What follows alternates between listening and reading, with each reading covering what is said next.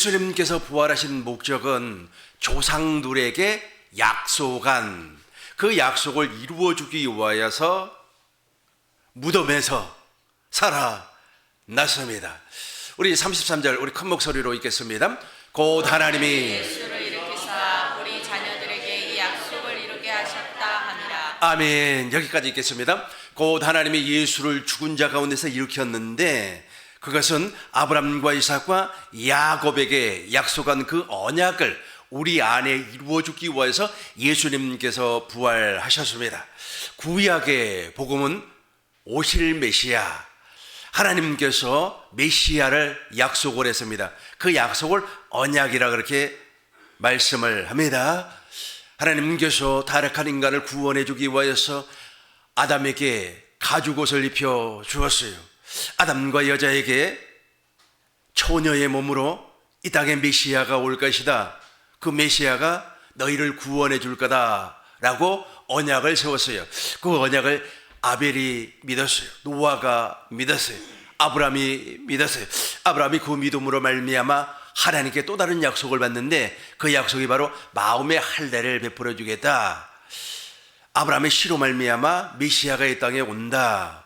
이제 그 메시아 즉 예수 그리스도의 입에서 나오는 모든 말씀을 먹고 사는 사람은 완전한 자의 삶을 살 수가 있다. 불완전한 삶이 아니고 완전한 자의 삶을 살게 해주겠다. 이 사건은 영원한 언약을 통하여서 십자가와 부활이 우리 안에서 이루어질 것이다 라고 약속을 하고 야곱 이스라엘과는 하나님께서 우리에게 생명을 주시겠다고 약속을 해 주었어요. 이 약속을 우리는 무엇이라고 이야기하냐면 오실 메시아. 그래서 예수님은 아브라함의 하나님이요 이삭의 하나님이요 야곱의 하나님, 즉 살아있는 하나님이에요. 죽은 자의 하나님이 아니고 살아계신 하나님의 약속을 이루러 오신 예수님입니다. 그 예수님이 지금 우리 안에 계세요. 오신 메시아, 그러니까 구약의 복음은 오실 메시아, 신약의 복음은 오신 메시아. 예수님은 말씀이 육신이 되어서 이 땅에 오셨어요. 요한복음 1장 14절 보겠어요. 저와 여러분들 안에 저 말씀이 육신이 되어서 오신 그리스도가 계십니다. 우리 같이 읽겠습니다. 말씀이 육신이 되어 우리 가운데 거하시네. 우리가 그의 영광을 보니 아버지의 독생자의 영광이요 은혜와 진리가 충만하더라. 아멘. 저분이 바로 오신 메시아입니다. 말씀이 육신이 되어서 본래 하나님을 본 사람이 없어요. 예수님은 말씀으로 계셨어요. 그 말씀이 사람이 되어서 오셨어요. 2000년 전에 모든 사람들은 그 오신 메시아로 말미암아 구원을 받았습니다. 그러나 오늘날은 내 안에 계신 그리스도를 믿음으로 말미암아 구원을 받는 겁니다. 자, 말씀이 육신이 돼서 오신 그 그리스도가 지금 내 안에 말씀으로 계세요. 요한복음 10장 35절 보겠습니다. 요한복음 10장 35절 성경을 폐하지 못하나니 하나님의 말씀을 받은 사람은 신이라. 그러니까 저와 여러분들 하나님의 말씀을 받았어요. 성경을 폐하지 못하나니 하나님의 말씀을 받은 사람, 하나님의 말씀을 받은 사람들, 하나님의 말씀을 받은 사람들은 무엇이라고요? 신이라. 저와 여러분들 안에 그리스도가 계세요. 그 그리스도께서 바로 복음이에요. 그 그리스도께서 나의 안에서 복음을 이루어주고 지금도 하나님의 나라를 만들어주고 계십니다. 골로새서 1장 27절 보겠습니다. 골로새서 1장 27절 제가 읽겠습니다. 골로새서 1장 27절을 보면 이런 말이 나와요.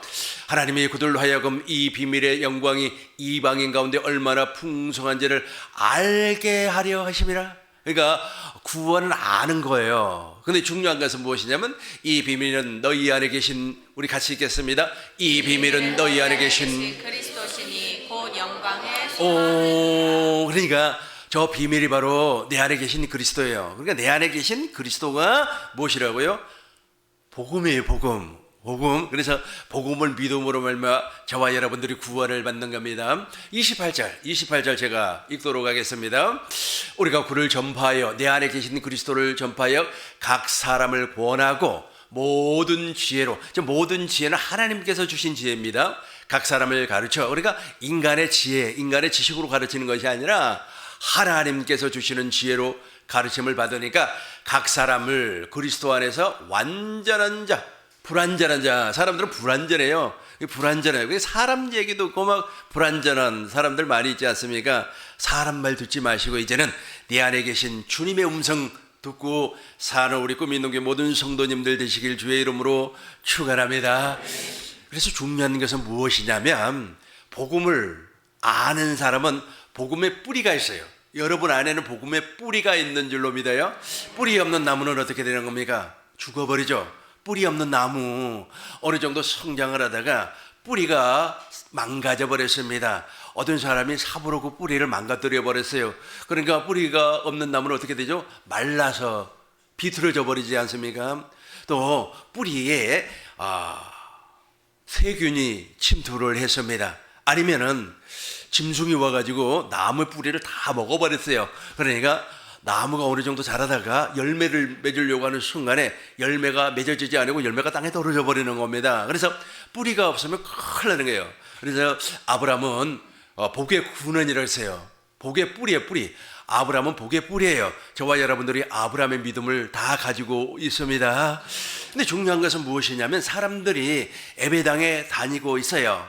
그럼에도 불구하고 복음의 뿌리, 믿음의 뿌리가 없어요. 세상에 우리 기독교 신자들이 예배당에 나오지 아니하고 집에서 신앙생활하는 사람들이 많이 있다고 그래요.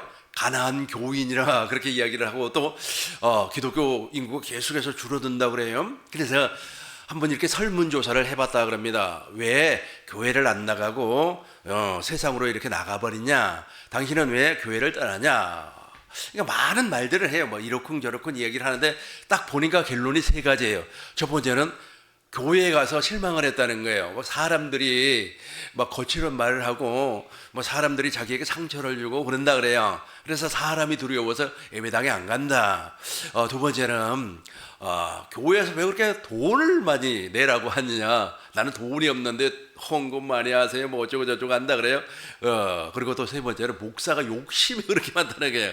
그래서 그 욕심이 너무 많고 그 욕심의 절정이 예배당을 크게 지어가지고 그것을 아들에게 줘버린다는 거예요. 그런 모습을 보니까 교회도 다니고 싶지도 않고 이제 막 어쩌고 저쩌고 해요. 물론 그 사람의 말이 틀린 말은 아닙니다. 옳은 말이에요. 그러나 그 사람 속에는 복음의 뿌리가 없어요. 뿌리가 없어요. 뿌리가 없으니까 그런 외형적인 모습을 보고 막 흔들려 버리는 거예요. 나 교회 안 다닐래. 나 이제 세상에서 그냥 내 맘대로 살래. 어쩌고 저쩌고 하고 또 심한 사람들은 A 교회에 다니다가 B 교회로 가버리고 B 교회 다니다가 또 마음에 안 들면 C 교회로 가버리고 C 교회 다니다가 또 마음에 안 들면 D 교회로 가버리고 자기 마음대로 무엇이 없기 때문에 그래요.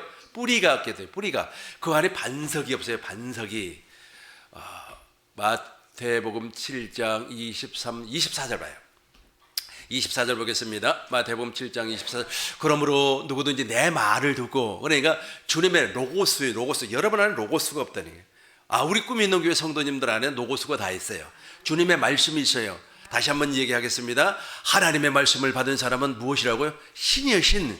여러분 안에는 신의 권세가 있어요. 여러분 안에 신의 성품이 있어요. 그걸 그리스도의 마음이라고 하고 예수의 이름이라고 그래요. 근데 이 사람들은 뿌리가 없어요.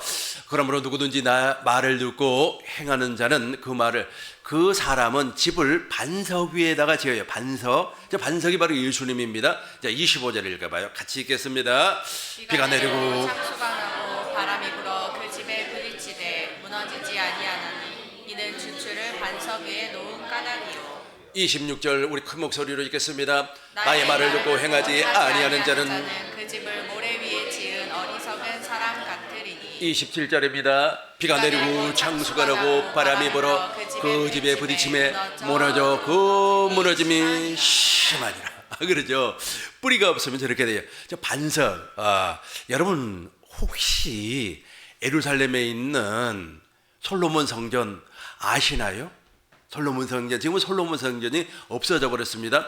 주전 586년 바벨론 왕 느부갓네살이라고 하는 사람이 예루살렘을 불태워 버렸어요. 성전도 불태워 버렸어요. 그리고 성전에 있는 모든 기물을 가지고 자기네 나라로 돌아갔습니다. 벨사살이라고 하는 왕이 있습니다. 이 벨사살이라는 왕이 말이야 그 예루살렘에서 가지고 온 그 기물 있죠. 성전에서 제사 드리는 그 물건을 가지고 술 먹다가 죽었어요. 술 먹다가 죽었어요. 중요한 것은 그 예루살렘 성전 바로 밑에 무엇이 있냐면 큰 바위가 있어요. 엄청나게 큰 바위가 있어요. 그러니까 그 바위 위에다가 하나님의 성전을 건축을 했습니다. 그리고 이제 그 성전이 무너지고 나서 수르바벨 성전을 건축을 해요. 그 수르바벨 성전도 로마 앞전에 있는 나라 그리스, 헬라, 안티오코스 에페파네스라고 하는 사람이 아주 그냥 성전을 파괴를 시켜버렸어요. 그리고 나서 예루살렘 성전을 또 지어요. 그러니까 세 번째 성전을 지어요. 이 세 번째 성전은 로마의 디도 장군이 엄청난 군대를 끌고 와가지고 아주 박살을 내버렸어요. 파괴를 시켜버렸어요. 근데 그 자리에다가 이제 오마루 사원이라고 회교 사원을 지어놨어요. 그래서 그 회교 사원을 지어놨는데 그 회교도들이 무엇이라고 얘기하냐면 원래 그 성전 아래에 있는 바위는 그 반석, 큰 반석은 아브라함께서 아브라함 있잖아요. 아브라함이 이삭을 번제로 드린 장소예요. 그런데 그 사람들이 무엇이라고 이야기를 하느냐 하면 세상에 그 바위 위에서 아주 마호멧이라고 하는 사람, 알라라고 하는 사람이 숭천을 했다고 이 얘기를 하는 거예요. 그래서 자기네들의 성지라고 그래요. 그래서 그 성지, 그러니까 그 예루살렘에 있는 하나님의 성전이 우리 기독교도 성지가 되고 또 그 사람들의 성지도 되는 거예요. 유대인들의 성지도 되고. 그래서 지금 이란과 미국, 특별히 이스라엘과 이란이 저렇게 전쟁을 하는 것은 무엇이냐면 그 성전 때문에 그래요. 그 성전을 누가 갖느냐, 누가 저 성전을 갖느냐, 이것이 관건이기 때문에 계속해서 분쟁이 일어나는 겁니다. 이제 마지막 때가 되고, 지금은 마지막 때가 아니에요. 왜냐하면 마지막 때가 되면은 이란이라고 하는 나라가 강성해져요. 지금 막 힘을 못 쓰고 있잖아요. 그래서 이란이라고 하는 나라와 로스라고 하는 것은 러시아를 얘기하고 있습니다. 그리고 붓은 수단을 얘기하고 있고, 그다음에 에디오피아를 구수라 그래요. 구수. 옛날에 구수 여인을 누가 좋아했었죠? 솔로몬이 구수 여자를 엄청나게 좋아했지 않습니까? 그 나라들이 이제 연합을 해가지고 이스라엘을 공격을 해요. 그것이 이제 마지막 때 예비된 전쟁이라 그렇게 말합니다. 그것을 예수께서 38장에서 예언을 했고, 그리고 다니엘서 9장 27절에서 예언이 되어 있어요. 그래서 하나님의 성전은 거룩한 거 아닙니까? 그러나 이 거룩한 하나님의 성전에 아주 못된 우상이 서요. 아주 가증한 우상이 섭니다. 그걸 적그리스도 우상이라 그래요. 그래서 그 적그리스도 우상이 거기에 서면 예수님이 이 땅에 재림을 하는 겁니다. 중요한 것은 무엇이냐면 지금 우리가 하나님의 성전이에요. 하나님의 성전이고 내 안에 누가 계세요? 왕 대신 예수님이 계시고 내 안에 반석이신 그리스도가 계세요. 할렐루야. 이렇게 돼야만이 여러분들이 지금 믿음의 뿌리, 복음의 뿌리 안에 좀 쫙 내리고 있어요. 그래서 오늘 부활절을 맞이해서 우리가 두 가지 감사할 일이 있어요. 그 두 가지 감사할 일이 무엇인지 구체적으로 살펴보도록 하겠습니다. 첫 번째는 내가 복음을 알았다는 것. 여러분, 복음을 아는 것이 최고의 복음이다. 최고의 복이에요. 복음을 알지 못하면 구원이 없어요. 영생은 요한복음 17장 3절 보겠습니다. 요한복음 17장 3절 우리 큰 목소리로 읽겠습니다. 영생은 유일하신 참 하나님과 그가 보내신 자 예수 그리스도를 아는 것이니이다. 영생은 유일하신 참 하나님과 그가 보내신 자 예수 그리스도를 아는 거예요. 이게 최고의 복이에요. 그러니까 복음을 모르면 구원이 없어요. 아니, 복음을 모르는데 어떻게 구원이 완성이 되겠습니까? 복음을 모르면 예수 그리스도의 피가 뿌려지지 않아요. 베드로후서 1장 2절 보겠습니다. 베드로 1장 2절 하나님과 우리 주 예수 그리스도를 제가 읽겠습니다. 하나님과 우리 주 예수 그리스도를 알므로 예수 그리스도 알았어요. 베드로전서 1장 2절을 봐요. 이제 전서, 이거 후서고 전서를 봐요. 그러니까 알았어요. 그러니까 우리가 예수를 알았어요. 그러니까 대부분의 사람들이 예수를 몰라요. 그러니까 예수를 안다고 하는 것은 전통적인 것, 사람 이야기를 듣고 목사 이야기 듣고 또 어느 권사님이 말이야 이렇게 말을 했대. 그걸 예수를 아는 걸로 알고 있어요. 성령으로 말미암아 가르침 받지 아니하면 예수를 모르는 거예요. 오늘 아침에 이제 방송 설교를 좀 들으려고 방송 설교 있죠. 그 방송 설교 들으려고 좀 들어봤어요. 그랬더니 어느 분이 부활절 설교 참 재미나게 하더라고요. 근데 그분은 그 부활의 의미를 전혀 모르고 계시는 것 같아요. 그래서 이제 우리는 먼저 하나님의 나라, 마태복음 6장 33절 보면은 그러므로 너희는 먼저 그의 나라와 그의 의를 구하라. 그리하면 이 모든 것을 너희에게 더하시리라 그랬잖아요. 근데 하나님의 나라를 잘 모르고 있더라고. 하나님의 나라는 예수를 알고 즉 복음을 알아야만이 내 안에 하나님의 나라가 이루어지는 거예요. 그러니까 하나님의 나라가 이루어지면 그리고 하나님의 의가 나타나요. 내 안에서 하나님의 의가 나타나요. 근데 하나님의 나라를 잘못 설명을 하고 계시더라고. 그러니까 하나님의 나라를 이렇게 설명을 합니다. 어떤 사람이 있었대요. 그 어떤 사람이 이제 하나님의 나라 아마 직장 생활을 하나 봐요. 그래서 이제 보고서를 이렇게 이제 작성을 하는데 보니까 그 보고서 내용에 뭐 70%와 100%가 있어요. 100%를 하면 거짓말이 되고 70%를 하면 정상적으로 이제 보고를 하는 것 같아요. 그런데 보편적으로는 사람들이 윗사람들에게 잘 보이기 위해서 100%를 이렇게 적어내는 것 같아요, 보고서에. 근데 그 사람은 이제 양심의 꺼리낌을 받았나 봐. 그러니까 양심 있잖아요. 그 양심에 저촉된 일을 하지 않기 위해서 70%를 적어내대요. 양심. 그 양심이 하나님의 나라로 알고 있더라고. 그 양심이 하나님의 나라가 아니에요. 양심은 이미 타락을 해버렸습니다. 그래서 로마서 1장 14절에서 무엇이라고 했습니까? 우리 양심에 율법이 기록이 되어 있어요. 그 율법으로 말미암아 판단하고 정죄하고 심판하고 그래요. 그러니까 예배당에 다니는 사람은 양심을 좀 양심대로 살아라는 거예요. 그게 어떻게 하나님의 나라입니까? 예배당에 다니는 사람들은 복음을 믿음으로 살아야 돼요. 복음을 믿으면 하나님의 의가 나타나요. 그 하나님의 의로 사는 거예요. 듣기에는 편하잖아요, 그죠? 너 양심도 없냐 그러잖아요. 양심. 우리 한국 사람들은 정말 양심이 좋아요.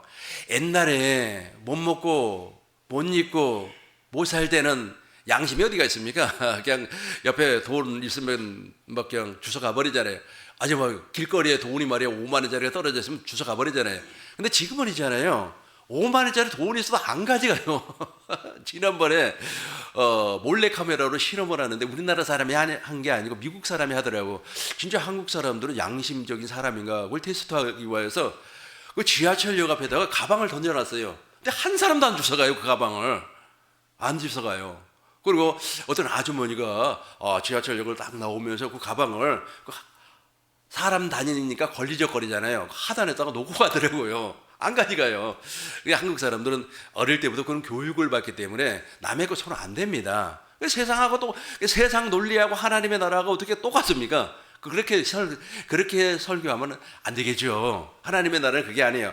하나님의 나라는 먹고 마시는 것이 아니고 다시 봐요. 로마서 14장 17절 봐요. 하나님의 나라를 전혀 몰라요. 같이 읽겠습니다. 하나님의 나라는 먹는 것과 마시는 것이 아니요 오직 성령 안에 있는 의와 평강과 희락이라. 여러분 하나님의 나라가 성령 안에서 이루어지는 거예요. 그러니까 그렇게 사회과학적으로 그다음에 철학적으로 하나님의 나라를 그러니까 네 양심을 지키는 것이 하나님의 나라. 또 재미있는 것이 무엇이냐면 이제 믿음이 좋은 것을 또 이렇게 표현하더라고요. 어떤 사람이 11조 생활도 잘하고 11조 생활 잘해도 믿음 좋은 게 아닙니다. 헌금 많이 하고 헌금 많이 하지 마세요. 나는 우리 교인들에게 헌금 많이 하지 말라 그래요. 왜 부담되게 여러분 있잖아요. 연세 드신 우리 권사님들은 운동하면서 맛있는 것도 사서 잡수시고 그다음에 여행도 다니시고 그래요. 언제 또 여행 다니겠습니까? 지금 다니세요. 그리고 맛있는 것도 사서 잡수시고 운동도 막 하고 그래요. 그냥 무리하게 말이야. 내가 예배당에 헌금해야 되겠어. 그렇게 해서 그런 생각하지 마시고 내가 뭐 아마 예배당에 나오는 사람이 그랬나 봐요. 그래서 이제 그런데 이 사람의 믿음은 조금 부족했나 봐. 그러니까 그 부족한 믿음이 무엇이냐면 이제 예배당에서는 그렇게 막 청소도 잘하고 헌금도 많이 하고 찬양도 잘하고 막 기도도 막 동성기도하면 뭐 주야 난리를 치는데 집에서는 집에서는 말이야 아마 부모를 공경하지 못했나 봐요. 그래서 부모를 잘 공경하라면은 당신은 믿음 좋은 사람이라고 그렇게 이야기를 하면 또 성경을 대요. 에베소서 보겠어요? 에베소서 6장 1절 보겠습니다. 그거는 세상 사람들이 하는 겁니다. 자녀들아 주 안에서 그랬죠. 주 안을 빼버려요. 그러니까 그리스도 예수 안에서, 주 안에서 너희 부모에게 순종하라. 그러니까 주 안에서, 그리스도 예수 안에서 효도를 해야 되는데 저걸 빼버린다니까. 주 안에서를 빼버려요. 그러니까 이 사람은 구원이 이루어지지 않은 사람. 그러니까 더 쉽게 이야기하자면 내가 구원에 이루어져서, 내가 구원을 이루어서, 내가 구원을 이루었다고 하는 것은 내 안에 그리스도가 계신 거예요. 내가 믿음으로 말미암아 구원을 받았다는 겁니다. 하나님의 나라가 되어서. 그럼 내가 주 안에서 사는 사람이 돼요. 주 안에서 살면 주님이 주시는 마음과 생각으로 내가 부모를 공경한다는 겁니다. 이렇게 하면 2절이 되는 겁니다. 2절 봐요. 같이 읽겠습니다. 내 아버지와 어머니를 공경하라. 이것은 약속이 있는 첫 계명이니. 내 아버지와 어머니를 주 안에서 공경을 하네요. 그러면 어떻게 돼요? 어떻게 돼요? 같이 이로써 같이 읽어요. 시작. 이로써 내가 잘 되고 땅에서 장수하리라. 이로써 내가 잘 되고 땅에서 장수. 우리 아버지가 효자예요. 효자. 그런데 주 안에서 안 했어. 주 안에서 하지 아니하고 주 밖에서. 그러니까 유교적인 생각, 윤리적인 생각, 도덕적인 그 마음으로 부모에게 잘했어요. 그래도 우리 아버지는 장수를 못했어요. 왜 장수를 못했냐 하면 주 안에서 하지 않았기 때문에. 이로써 내가 잘 되고 땅에서 장수한다고 그랬잖아요. 주 안에서. 그러니까 그리스도 예수 안에서 복음을 모르니까 그래요. 복음의 뿌리가 없어요. 복음의 뿌리가. 그러니까 저와 여러분들은 복음을 알고 있다는 것이 얼마나 감사한지 몰라요. 이것이 무슨 감사라고요? 최고의 감사입니다. 마태복음 13장 44절 보겠습니다. 저와 여러분들이 이제 복음을 발견해요. 같이 읽겠습니다. 천국은 마치 밭에 감춘 보화와 같으니 사람이 이를 발견한 후 숨겨두고 기뻐하며 돌아가서 자기의 소유를 다 팔아 그 밭을 사느니라. 그러니까 복음을 발견한 한 사람이 있어요. 복음을 발견하면 아는 거 아닙니까? 저 보화도 있지 않습니까? 모르는 사람 절대 몰라요. 실제로 있었던 사건입니다. 미국에서 있잖아요. 어느 분이 아주 밖에 나가서 돈을 많이 벌었어요. 그래서 어머니에게 매달 어음이라고 하나요? 수표라고 하나요? 그걸 보내줬어요. 이제 어머니 이걸 가지고 맛있는 것도 사서 잡수시고 어쩌고 저쩌고 막 그렇게 이야기를 했어요. 근데 어머니는 글을 읽을 줄을 몰라요. 그래서 야 우리 아들이 말이야 뭐 한 달마다 이렇게 그림을 보내줘. 그림을 보내주냐 그래가지고 그 그림을 이렇게 딱 모아놨어요. 우리 아들 오면 이제 그림 보여준다고. 그러고 나서 한 2년이 지나서 아들이 어머니를 찾아가 보니까 세상에 어머니가 찢어지게 가난하게 살아요. 그러면서 그림은 이렇게 모아놨어요. 그 그림이 1억이라고 가정을 해봐요. 1억이라고 하는 그 그림을 이렇게 모아놨어요. 그래서 내가 아들이 막 그냥 가슴을 치면서 어머니 왜 이렇게 가난하게 삽니까? 먹지도 못하고 헐벗고 삽니까? 이거 1억이라고 1억. 이걸 내다 팔면은 돈 나오지, 떡 나오지, 음료수 나오지. 요즘 기름값 올라가니까 기름 나오지, 신발 나오지 다 나오는데 왜? 보화가 무엇인가를 몰라서 그래요. 보화가. 지금도 똑같아요. 지금도 율법 아래 신앙생활, 율법의 행위자들 아까 그러니까 예를 들어서 그분들은 율법 아래에서 믿음 생활을 하니까 보화가 무엇인 줄 몰라요. 보화가 그러니까 하나님의 나라의 복음은 3차원의 복음이 아니에요. 4차원의 복음이에요. 하늘나라의 복음, 천상의 복음이에요. 그 천상의 복음을 땅의 것으로 끌어내려서 3차원으로 이해를 지키려고 하니까 문제가 심각하죠. 그러니까 그걸 전혀 모르는 거야. 모르니까 말이야 그 그림을 1억이라고 하는 그림을 잔뜩 쌓았어요. 혹시 그런 사람 우리 주위에 있으면 우리 교회를 데리고 오세요. 복음을 모른다니까. 그러니까 그분은 예배당을 충성하고 열심을 내고 헌금 많이 하고 청소 많이 하면은 하나님께서 복을 주어서 우리 집안 잘 되고 우리 손자 잘 되고 우리 며느리 잘 되고 우리 사위 잘 되고 그런 줄로 알고 있어요. 그런 줄로 알고 있단 말이에요. 그게 아니고 저 감추어진 저 보화가 무엇인가를 알아야 된다니까. 저기 감추어져 버렸어요. 저 보화가 무엇입니까? 하나님의 생명이에요. 하나님의 생명. 저 하나님의 생명을 발견을 못해요. 계속해서 보겠습니다. 5절이에요. 45절 같이 읽어요. 또 전국은 마치 좋은 진주를 구하는 장사와 같으니. 그러니까 보세요. 어떤 장사꾼이 있어요. 저와 여러분들이 복음의 장사꾼이 돼야 돼요. 저 복음의 장사꾼이 되면 저 진주가 무엇인지 알아요. 나는 솔직히 진주를 잘 모릅니다. 여러분들 알고 계시죠? 진주 줘봐야 압니까? 진주가 어디에서 나옵니까? 조개에서 나옵니까? 아무튼 잘 몰라요. 예를 들어서 조개에서 나오는 그 진주를 이렇게 돌멩이하고 섞어 놓으면 나는 무엇인지 잘 모릅니다. 그러나 장사꾼은 확실하게 저 진주가 무엇인지 알아요. 그러니까 복음을 아는 사람 하나님의 생명을 바로 소유를 하는 거예요. 계속해서 46절 보겠습니다. 거기 같이 읽어요. 극히 값진 진주 하나를 발견함에 가서 자기의 소유를 다 팔아 그 진주를 사느니라. 아멘. 아프리카 흑인 소녀들이 말이야 아주 돌멩이를 가지고 공기놀이를 해요. 공기놀이를. 그런데 유럽에서 온 선교사가 그걸 보니까 다이아몬드예요. 이 녀석들 다이아몬드를 가지고 공기놀이를 하고 있어요. 그래서 야, 그 다이아몬드라고 해도 알아듣지도 못하죠.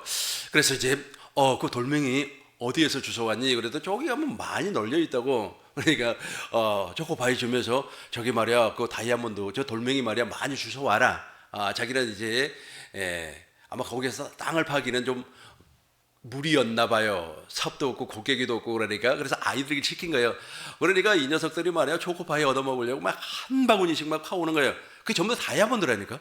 근데 그 아이들은 돌멩이라 그래요. 돌멩이라고 생각해요. 그러면서 아이고 저 코쟁이 말이야 아주 그냥 금발의 사람, 그 유럽에서 온 사람, 저 사람은 말이야 돌멩이, 저 아무짝에 쓸모없는 돌멩이를 말이야 왜 저렇게 가져가지? 그러면서 맛있는 초코파이를 준다고 이런 생각을 하고 있단 말이에요. 지금 예배당에 다니는 사람 똑같아요. 이러고 앉았어요. 예배당에 다니는 사람들이 아주 그냥 율법의 행위하를 딱 찌들려가지고 거기에 완전히 잡혀버렸어요. 잡혀가지고 아까 제가 설명한 것처럼 헌금반이라면 믿음 좋다. 만약 청소 잘하면 헌신하면 봉사하면 믿음 좋다. 그거 믿음 좋은 게 아니라니까. 저 보화를 발견하는 사람, 저 진주가 무엇인가를 아는 사람이 믿음이 좋은 사람이에요. 근데 저걸 모른다니까. 그러니까 저 돌멩이인 줄 알고 초코파이가 지금 하나에 얼마인가요? 500원인가요? 500원이라고 합시다. 저 초코파이 가격 모르니까 1,000원이라고 해요. 500원은 너무 싼 것 같아요. 빵도 보니까 하나 사 먹으려고 보니까 2,000원이 넘더라고요. 그러니까 초코파이 1,000원이라고 해요. 그 1,000원짜리 초코파이하고 그 엄청난 값어치가 나가는 진주, 그러니까 다이아몬드하고 그걸 바꿔먹는다니까. 그러냐 하나님의 나라가 되겠어요. 그러니까 하나님의 나라가 돼. 그래서 우리가 부활절, 오늘 부활절 아닙니까? 이 부활절날 첫 번째 우리가 감사해야 될 것은 무엇이냐면 저 진주를 알고 있다는 거예요. 하나님의 생명을 알고 있다는 거예요. 복음이 무엇인지를 알고 있다는 거예요. 이제 알고 있겠죠. 이제 확실하게 알죠. 그러니까 저 복음에 뿌리가 없으니까 이렇게 막 흔들리는 거예요. 흔들리는 거예요. 말이야 아침에 바람이 불면은 나무가 이쪽으로 확 쏠리고 또 저녁 때가 되면 바람이 또 이쪽에서 보니까 이쪽으로 쫙 쏠리고 사람들의 말이 막 움직이면서 막 그냥 이쪽으로 쏠리고 또 저쪽으로 쏠리고 뿌리 없는 사람들처럼 여러분 우리 꿈 있는 교회 모든 성도님들은 확실하게 복음의 뿌리가 내려져 있습니다. 두 번째 살펴볼 것은 정체성이 확립이 돼. 정체성이죠. 이제 내가 복음의 정체성이 확립이 됐다. 할렐루야. 여러분 확실하게 복음의 정체성 확립이 됐죠. 사람들이 복음의 정체성이라고 하니까 내가 어느 교회 다니고 내가 기독교 신자고 그게 복음의 정체성이 아니에요. 예수님은 당신을 이렇게 소개를 했습니다. 나는 하나님의 아들이다. 나는 선한 목자다. 여기에 나라고 하는 주어가 확실하게 들어가요. 나는 선한 목자다. 나는 하늘에서 내려온 산 떡이다. 나를 먹지 않으면은 영원히 금절이지만 나를 먹고 마시는 사람들은 영생을 얻을 것이다 라고 해서 분명하게 설명을 해요. 나는 좁은 문이다. 나는 양의 문이다. 나에게로 들어와라. 그러니까 예수님은 나라고 하는 것을 분명히 이야기하면서 나는 생명이다. 나는 하나님의 성전이다. 그렇게 이야기를 해요. 근데 예수님 말씀 가운데 우리가 제일로 깊이 묵상을 해야 될 것이 무엇이냐 하면 예수님은 복음이에요. 말씀이에요. 다시 한 번 더 보겠습니다. 말씀이 육신이 되어서 요한복음 1장 14절입니다. 우리 같이 읽겠습니다. 말씀이 육신이 되어 우리 가운데 거하심에 우리가 그의 영광을 보니 아버지의 독생자의 영광이요 은혜와 진리가 충만하더라. 아멘. 예수님은 말씀이에요. 말씀. 그 말씀이신 예수님이 내 안에 계세요. 예수님은 살아계신 하나님의 성전이었습니다. 요한복음 2장 21절. 그러나 예수는 성전된 자기 육체, 예수님은 살아계신 하나님의 성전에서요. 그래서 예수님 안에는 아버지가 존재하고 있었어요. 그래서 예수님 안에 계신 아버지께서 명령을 해요. 그 명령을 준행하는 것이 예수님은 영생이라 그렇게 말씀을 하였습니다. 요한복음 5장 30절. 요한복음 5장 30절. 우리 같이 읽겠습니다. 너희가 성경에서 영생을 얻는 줄 생각하고 성경을 연구하거니와 이 성경이 곧 내게 대하여 증언하는 아멘. 것이라. 예수님은 성전이에요. 성전. 그러니까 예수님은 하나님의 성전. 또 예수님은 성경책의 성경. 우리가 가지고 있는 성경이 전부 다 예수님을 증언하고 있어요. 예수님을 말을 하고 있어요. 그래서 예수님의 정체성은 무엇입니까? 나는 성경이다. 나는 양의 문이다. 나는 하나님의 성전이다. 6장 53절 같이 읽겠습니다.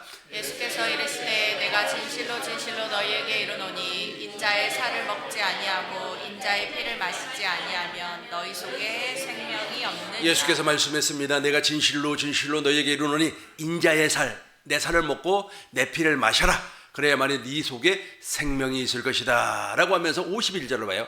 51절을 보면 이런 말이 나와요. 나는 하늘에서 내려온 살아있는 떡이니 그래요. 우리 같이 읽겠습니다. 나는 하늘에서 내려온 살아있는 떡이니 사람이 이 떡을 먹으면 영생하리라. 내가 주는 떡은 곧 세상의 생명을 위한 내 살이니라 하시니라. 아멘. 예수님이 하늘에서 내려온 무슨 떡? 살아있는 떡이에요. 떡. 예수님은 하늘에서 내려온 살아있는 떡. 10장 7절 보겠습니다. 저 떡을 먹어야 돼요. 그러니까 나는이 들어가요. 예수님은 나는 그렇게 얘기를 하잖아요. 나는 양의 문이라. 그러므로 예수께서 다시 이루시되 내가 진실로 너희에게 말한다. 진실로 우리에게 말을 해요. 나는 양의 문이다. 그러니까 양의 문 안으로 들어가야 돼요. 예수님의 정체성이에요. 저와 여러분들도 복음을 믿음으로 말미암아 이제 나의 정체성은 무엇입니까? 내가 살아계신 하나님의 성전이다. 나는 교회다. 나는 하나님의 나라다. 내가 하나님의 나라라니까요. 나는 구원받은 하나님의 상속자이다 라고 하는 엄청난 파워가 여러분 안에 나와야 돼요. 요한복음 11장 25절 보겠습니다. 예수님이 이렇게 말씀해요. 11장 25절을 보면 나는 부활이다 그래요. 우리 같이 한번 읽어보겠어요. 예수께서 이르시되 나는 부활이요 생명이니 나를 믿는 자는 죽어도 살겠고 무릇 살아서 나를 믿는 자는 영원히 죽지 아니하니 이것을 내가 믿느냐. 아멘. 예수님은 길이요 진리요 생명이에요. 예수님은 포도나무예요. 포도나무, 저와 여러분들은 그 포도나무 가지입니다. 가지. 그래서 예수님께서 주시는 그 모든 생명을 공급받고 사는 사람이에요. 우리 같이 한번 읽어보겠습니다. 나는 포도나무요 너희는 가지라. 그가 내 안에 내가 그 안에 거하면 사람이 열매를 많이 맺나니 나를 떠나서는 너희가 아무것도 할 수 없음이다. 자 보세요. 나는 정말 멋지지 않습니까? 나는 사람들을 만나면 그렇게 얘기해. 나는 하나님의 나라다. 나는 복음을 믿는 사람이다. 나는 복음을 전파하는 사람이다. 나는 아주 떳떳하게 이야기를 해요. 특별히 외국에 나가서 복음을 증거를 할 때 아주 복음에 대한 아주 열정이 있어요. 저는 그러다 보니까 그 선교사님이 기억에 남는 게 있대요. 나한테. 그것은 무엇이냐면 저 사람은 말이야 그 복음에 목숨을 건 사람 같대 그래요. 그러잖아요. 나의 정체성이라니까. 여러분들의 정체성도 똑같아요. 여러분은 하나님의 나라입니다. 여러분은 살아계신 하나님의 성전입니다. 하나님의 성전. 여러분은 머리 대신 예수님과 한 몸이 된 교회입니다. 여러분은 하나님 나라의 상속자입니다. 그래서 하나님을 아버지라고 그래요. 로마서 보겠습니다. 로마서 8장 9절 보겠습니다. 그리스도의 영이 우리 안에 있어요. 제가 읽겠습니다. 만일 너희 속에 하나님의 영이 거하시지 아니하면 너희는 육신에 속한 사람이에요.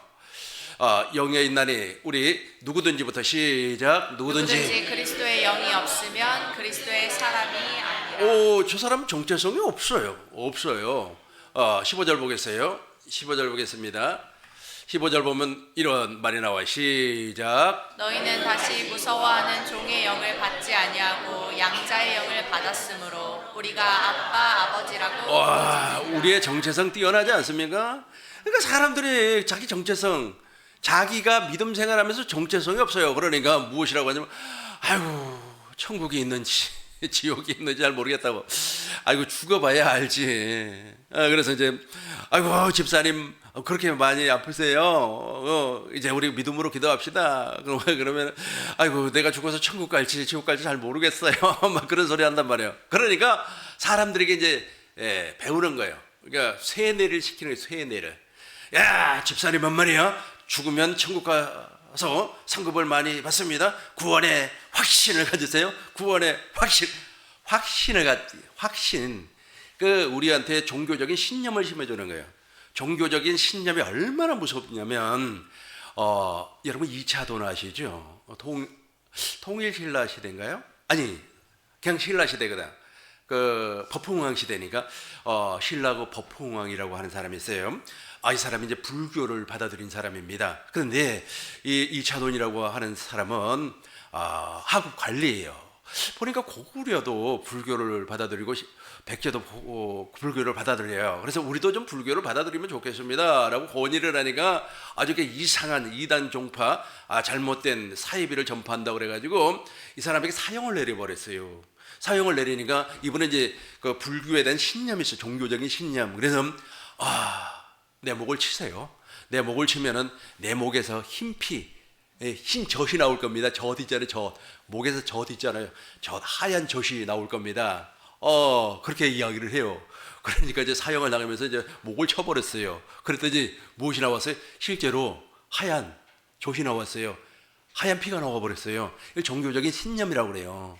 우리 예배당 안에서도 계속해서 그런 얘기를 들으면 종교적인 신념이 생겨버리는 겁니다. 지금 저 종교적인 신념을 가지고 전쟁하는 두 나라가 있어요. 이스라엘하고 그 다음에 이란하고.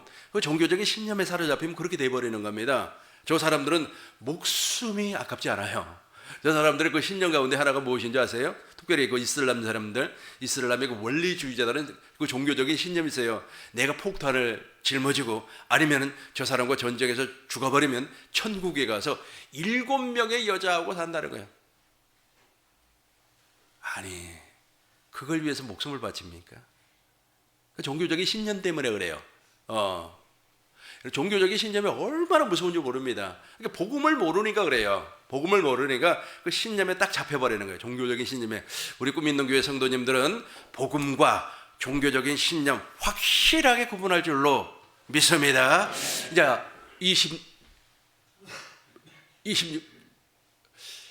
20절을 봐요. 20절. 아니 16절을 봐야 되겠네. 16절을 봐야 되겠어요. 16절 맞아요. 여기서 봐요. 제가 이제 확실하게 준거가 돼요. 같이 읽겠습니다. 시작. 성령이 친히 우리의 영과 더불어 우리가 하나님의 자녀인 것을 증언하시니. 아멘. 쉬운 성경으로 한 번 더 보겠습니다. 이제 저봐 여러분들이 저기 있어야 돼요. 그래야만이 나는 상속자다. 그러니까 이게 정체성이에요. 예수님이 나는 양의 문이다. 나는 생명이다. 나는 하나님의 살아계신 성전이다. 나가 들어간단 말이에요. 지금도 예배당에 다니는 사람들이 이 복이 없어요. 그냥 내가 말이야 뭔가 충성을 하고 막 하나님 앞에 돈 많이 갖다 바치고 그러면은 아주 그냥 뭐 하나님의 복을 주고 그런 줄 알고요. 그 사람은 아직 복음이 무엇인가를 전혀 모른다니까. 지금부터 저와 여러분들은 나는 상속자예요. 나는 이삭과 같은 상속자란 말이에요.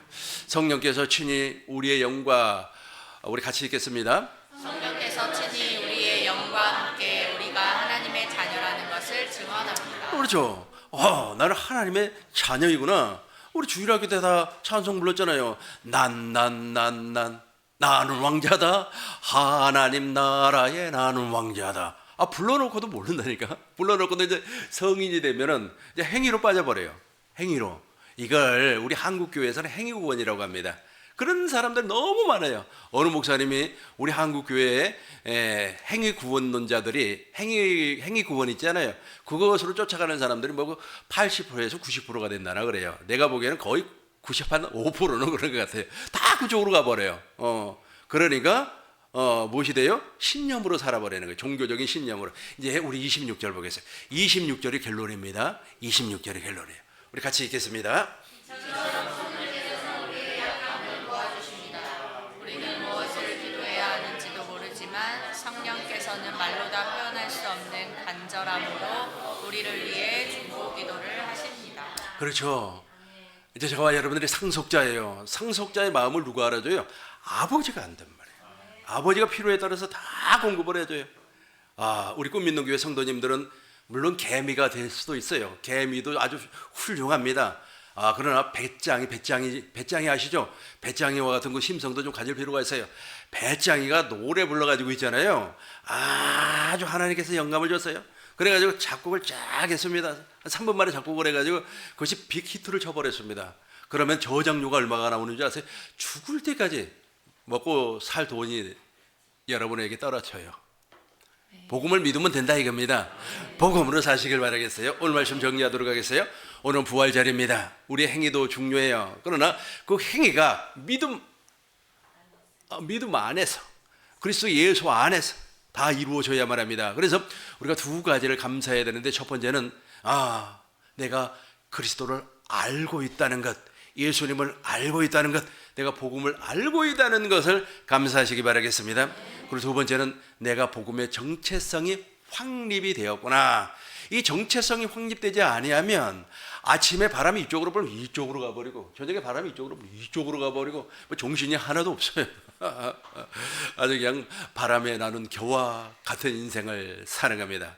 그러나 내가 나는이라고 하는 것이죠. 나는 하나님의 나라구나, 나는 하나님의 상속자가 되었구나 라고 하는 정체성이 딱 뿌리를 내려버리면 누가 무엇을 해도 흔들리지 아니합니다. 우리 꿈이노교회 모든 성도님들이 이 복을 받으시길 주의 이름으로 축원합니다.